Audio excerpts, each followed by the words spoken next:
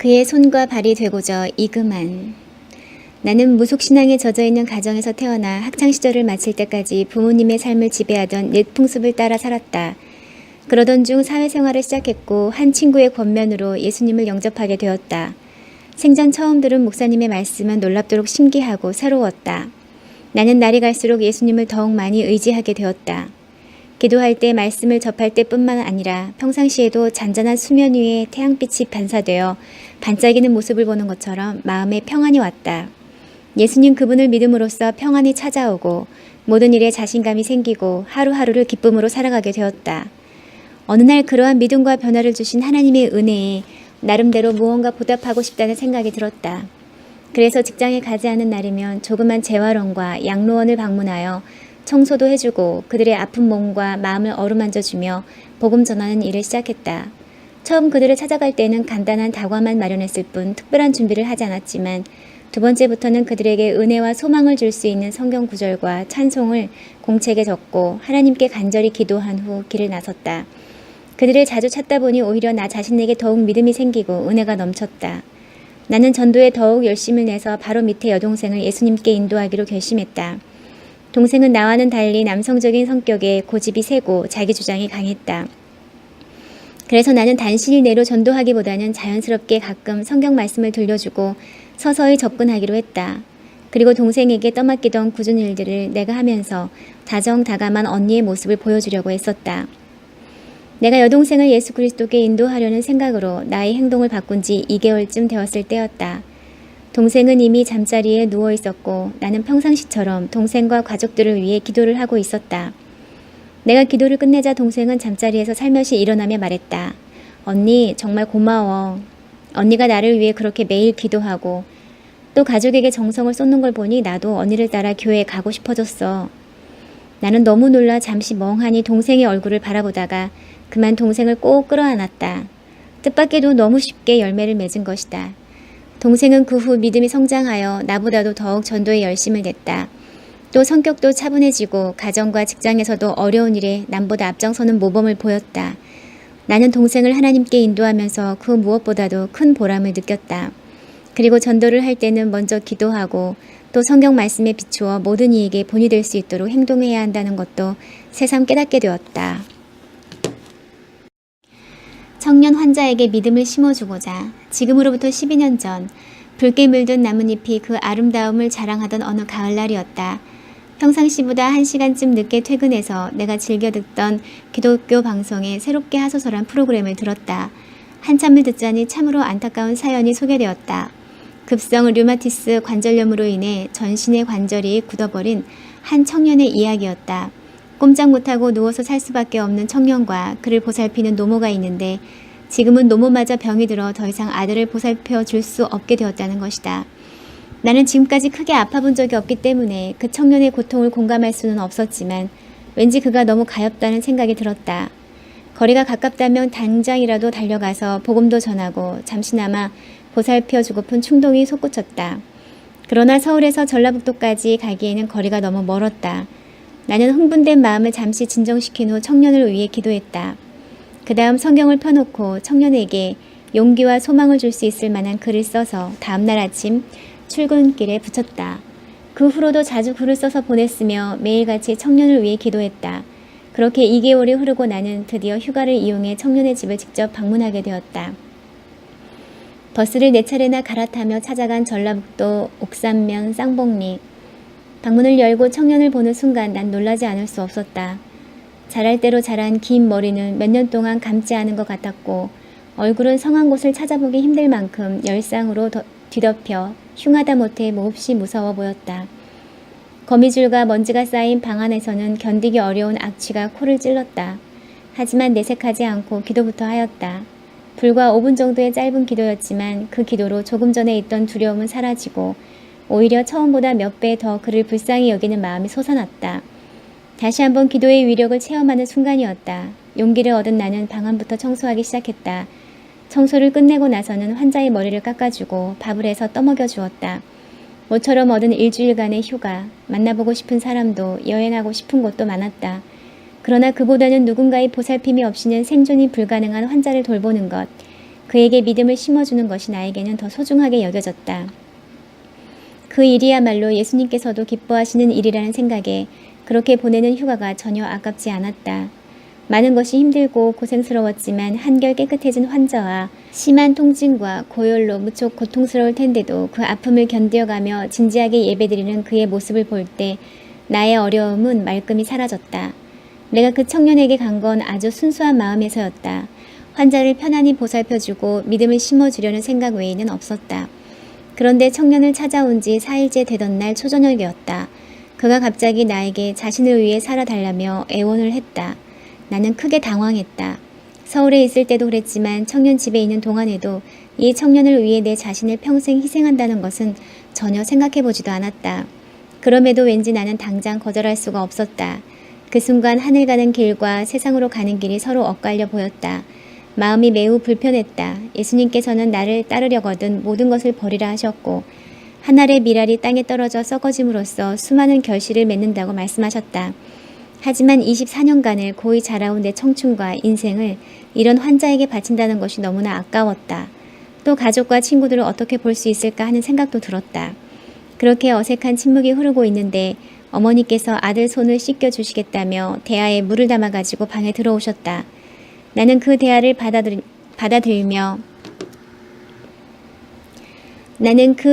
받아들며 내가 씻겨주겠다고 말했다. 그때까지도 나는 청년의 얼굴만 보았을 뿐 다른 부위는 보지 않았었다. 청년의 마음을 아프게 할까봐 조심스럽게 이불을 걷어내렸다. 그런데 청년의 손가락은 하나도 성한 것이 없었다. 마치 막대기처럼 빳빳하게 굳어 있었다. 그 모습을 보자 너무도 가엾고 불쌍해서 눈물이 주르르 흘렀다. 마음 한편에서 이 사람을 위해 진정 한 알의 밀알이 되어 보면 어떨까 하는 생각이 들었다. 이 사람이야말로 나를 가장 필요로 할 것 같았다. 한 생명을 위해 산다는 것이 예수님의 자녀로서 무엇보다도 보람된 인생일 것 같았다. 나는 마음을 굳히고 청년에게 내 생각을 밝히고 나서 되도록 빨리 서울 생활을 정리하고 다시 오겠다는 약속을 한 뒤 서울로 돌아왔다. 서울에 올라가서도 나는 계속 청년에게 편지를 썼다. 청년 환자와의 결혼. 그러다가 2개월 만에 서울을 떠나 청년과 어머니를 모시고 새로운 삶을 시작했다. 결혼식은 가까운 기도원에서 올렸다. 신랑은 환자용 침대에 누운 채로 4사람의 친구들에 의해 입장했다. 우리는 89일 동안 기도원에 머문 뒤 집에 돌아왔다. 이렇게 될 때까지 친정 가족들과의 갈등은 말할 수 없이 심했다. 몇 년 동안 사귀던 남자가 불의의 사고를 당한 것도 아닌데 멀쩡한 처녀가 생전 모르던 남자와 그것도 25년간을 남의 도움에 의지해 살아온 사람과 갑자기 결혼하겠다는데 어찌 반대가 없었을까. 그저 보통 청년과 만나 결혼해서 자식 낳고 남들보다 잘나지는 못하더라도 남들만큼 평범하게 살기를 바라셨을 부모님. 부모님의 반대에도 불구하고 내 의지로 결혼을 강행했다. 그 후에도 가족들의 반대는 여전했다. 이미 결혼한 딸이건만 어머니께서는 식음을 전폐하시고 하루가 멀다 하고 나를 서울로 데려가기 위해 오셨다. 그때마다 내 나름대로 고민도 했다. 그러나 이미 남편을 위해 살겠다는 마음을 먹었기 때문에 기도하면서 생활에 충실하려고 노력했다. 그러한 기도 덕이었을까. 결국 그렇게 완고하신 어머니께서도 나중에는 마치 나의 기도를 들으시고 용서하신 것처럼 우리들의 관계를 인정해 주셨다. 그리고는 기왕에 네가 선택한 길이니 사회에 귀감이 되도록 참고 견디며 열심히 살아라 하며 위로의 말씀도 아끼지 않으셨다. 그 후 예수님을 영접하게 된 어머니는 지금도 가끔 우리 집에 오시면 사회의 머리맡에서 기도하시고 교회에 함께 나가 예배를 드리신다. 내가 남편을 위해 살겠다며 우리 가정에 정착했을 때 마을 사람 대부분은 드라마나 소설 속에서 볼 수 있는 일이라며 칭찬을 아끼지 않았다고 한다. 하지만 어떤 이들은 머지않아 죽을 식물인간과 살며 매일같이 끼니 걱정을 하면서 과연 며칠이나 버텨낼 수 있을까 하는 의심의 눈초리를 보내기도 했다. 그러나 나는 마을 사람들의 그런 눈길을 전혀 의식하지 않으려 했다. 다만 남편을 정성껏 보살피고 시어머님과 남편에게 신앙을 심어주려 노력했으며 생계를 위해 열심히 일했다. 또 남편과 어머니를 위해 내가 참고 살아준다는 생각을 그들이 하지 않도록 언제나 낮아지려 했고 언어와 행동 하나하나를 공손히 하며 늘 웃음을 지었다. 나는 가능한 한 어머님과 남편의 의견을 존중했다. 25년이란 세월을 병속에 누워있던 남편은 몸과 마음이 쇠약해질 대로 쇠약해져 있었다. 병을 고치기 위해 병원 생활도 오래 하고 굿도 9번이나 했지만 소용이 없었다. 나는 오히려 그런 것 때문에 전도하기가 좀 쉬울 것 같다는 생각이 들었다. 그러나 남편과 어머님께서 살고 있는 고향에는 산 중턱에 조그만 사찰과 무당만 몇 사람 있을 뿐 교회는 아주 멀리 있어 마을 사람들은 거의가 불교 비슷한 종교를 믿고 있었다. 시어머님도 그 마을 사람들이 믿는 종교를 갖고 계셨다. 자연히 남편도 그 영향을 많이 받으며 성장할 수밖에 없었다. 그렇지만 난 남편을 예수 그리스도 앞으로 인도할 수 있을 거라는 자신감을 가지고 있었다. 결혼해서 집으로 돌아온 후 10여일쯤 되었을 때부터 어머니께서는 하늘에서 너 같은 며느리를 주셨다며 하나님께 감사를 드렸다. 그리고 남편도 하나님의 사랑으로 자기 같은 사람의 손발이 되어주기 위해 당신이 왔다면서 수시로 하나님께 감사했다. 나는 그런 두 사람을 보면서 더욱 열심히 기도했다. 남편과 어머님은 내가 오기 전부터 형편이 너무 어려워 나라에서 주는 양곡을 조금씩 지급받아 금년 89세 되신 어머님과 둘이서 겨우 생계를 꾸려가고 있었다고 한다. 그런 형편에 내가 들어오니 그렇지 않아도 모자라는 식량이 더욱 부족했다. 나는 그 어려움을 그냥 보고만 있을 수 없었다. 그래서 이곳에 온 지 일주일이 되기도 전에 마을에 사는 남편의 육촌 동생한테 부탁해서 공장에서 일감을 가져다가 일을 시작했다. 작업은 스웨터에 꽃무늬를 놓는 일이었는데 생각보다 힘들었다. 하루 종일 일을 하고 나면 눈도 피곤하고 목, 어깨, 허리, 손이 몹시 아팠다. 그렇지만 당장 생계를 위해서는 그 일을 하지 않으면 안 되었다. 일을 하다가 남편의 불편한 곳을 보살펴주고 용변을 치우고 밥도 해서 떠먹이고 몸에 약도 바르고 씻겨주는 등 갖가지 시중을 들어가며 작업을 하려니 능률이 오르지 않았지만 가족을 위해 열심히 일했다. 아침부터 밤늦게까지 일하면 하루 일당이 1,500원 남짓했다. 하지만 가정을 벗어나서 다른 일을 할 수 없었던 나에게는 그러한 일을 할 수 있는 것만으로도 하나님께 감사했다. 한 달 만에 4만 원 정도의 보수를 받았다. 비록 얼마 되지 않는 금액이었지만 우리에겐 너무나 소중한 돈이었다. 그 돈이면 남편이 좋아하는 동태찌개를 해줄 수도 있었고 쌀을 구할 수도 있었다. 그것만으로도 기뻤고 하나님께 감사한 마음을 가질 수 있었다. 내가 일을 할 때마다 남편은 쉬었다 하라는 말을 자주 했다. 그러면 나는 웃으면서 괜찮으니 함께 찬송이나 하자고 했다. 일을 할 때 찬송을 부르면 피로도 덜할 뿐더러 평상시에 느껴보지 못한 색다른 은혜를 받을 수 있었다. 변화되는 남편과 시어머니, 그렇게 내 몸과 마음과 믿음을 다 동원하여 정성을 쏟은 지 채 한 달이 지나지 않았을 때쯤이었다. 남편은 예배 시간을 기다리게 되었다. 또 성경을 읽어 달래기도 했다. 때로는 벽에 써붙인 찬송가를 보며 큰 소리로 부르기도 했다. 그뿐 아니라 식사 전에 기도를 하고 잠이 들기 전에도 기도하는 등 하루가 다르게 믿음이 깊어졌다. 남편과 어머니께서 그처럼 믿음을 가지게 되니까 힘이 솟았고 어려운 생활이지만 하루하루가 보람있고 기쁨이 넘쳤다. 하지만 그때까지도 남편은 목, 어깨, 허리, 엉덩이, 관절을 비롯해 팔다리의 관절은 물론이고 심지어 손가락과 발가락의 작은 마디 관절까지 모두 막대기같이 굳어서 항상 누워있을 수밖에 없었다. 밥도 떠 넣어주어야 했고 용변도 일일이 받아내야 했다. 뿐만 아니라 고열이 있어 여름이면 침대에 직접 닿는 등과 엉덩이 부위가 짓물러 몹시 고통스러워했다. 그러나 남편은 예배 보는 시간 동안 아픈 사람답지 않게 우렁찬 음성으로 찬양을 부르고 말씀도 정성껏 들었다. 또 연로하신 어머님께서도 성경 말씀을 듣고 말씀대로 실천하려고 무척 노력하셨다. 눈도 어두운 데다가 한글을 겨우 깨치신 정도지만 성경도 많이 읽으셨다.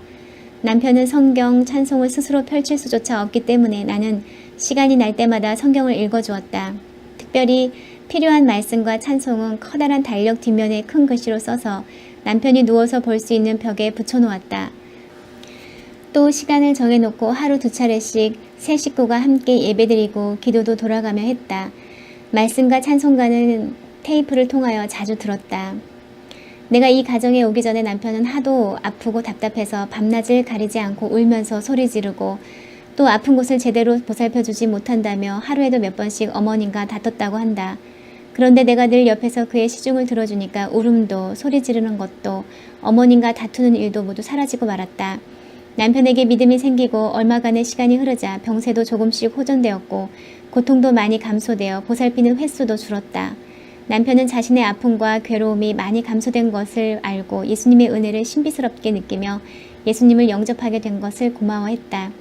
마을 사람들은 예전에 울음소리가 그치고 대신 찬송이 흘러나오자 하나님을 믿으면 그렇게 되는 거냐고 물으며 신기해했다. 우리는 생활에 보탬이 될까 해서 그해 돼지 2마리를 사서 길렀다. 그 돼지는 유난히 크게 자라 각각 12마리씩 새끼를 낳았다. 그것을 본 마을 사람들은 이번에는 교회를 다니는 사람이 주인이라서 그런지 가축도 잘 되는 것 같다고 했다. 그런 식으로 마을 사람들은 그때부터 예수님이라는 존재에 대해 생각하기 시작했다. 남편의 병은 전염이 되지 않는 류마티스 관절염이었지만 누가 헛소문을 퍼뜨렸는지 남편이 병을 옮긴다며 마을 사람들이 이 집에는 찾아오지도 않았었다. 그런데 우리 집에 새로운 변화가 생기고 내가 선택한 삶을 인정하면서부터 많은 사람들이 놀러왔다. 색다른 음식이 있으면 가져오기도 하고 내가 하는 일을 도와주려고도 하였다. 어머님께서는 하나님을 영접하고 큰 은혜를 받아 여러 친척들의 핍박에도 불구하고 조부모님의 제사를 추도 예배로 과감히 바꾸셨다. 그때부터 어머님의 믿음이 급성장하여 거동이 불편해지시기 전까지는 주일 예배와 수요 예배는 물론이고 새벽 예배도 꼭 참석하셨다.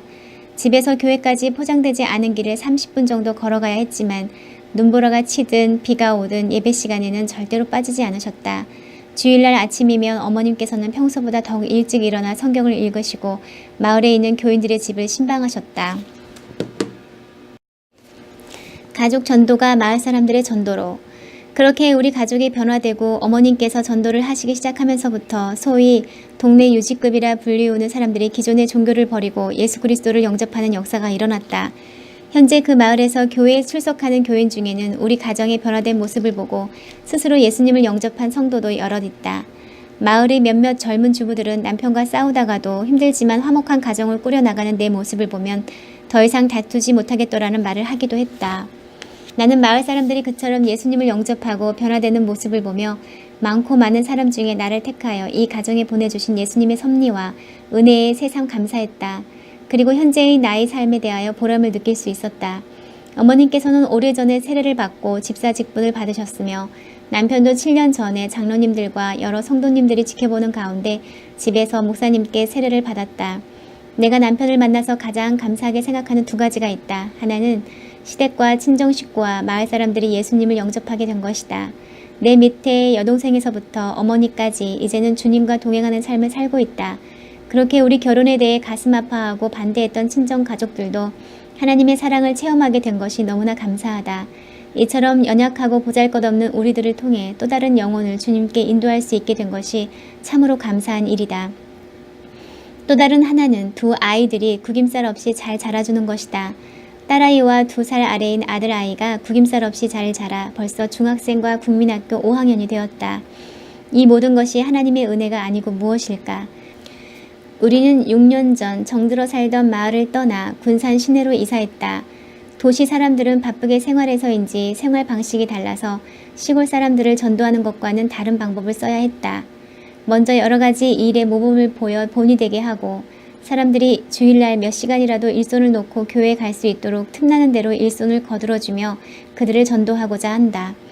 나는 믿지 않는 영혼들을 위해 끊임없이 기도할 것이다. 나는 예수님을 영접한 성도들 모두가 주님의 귀한 도구로 사용되기를 기도한다. 또 하나님의 영광을 위해 살며 주님이 가르쳐 주신 아름다운 참 사랑을 이 땅 위에 베풀고 갈 수 있는 사람이 되기를 기도한다.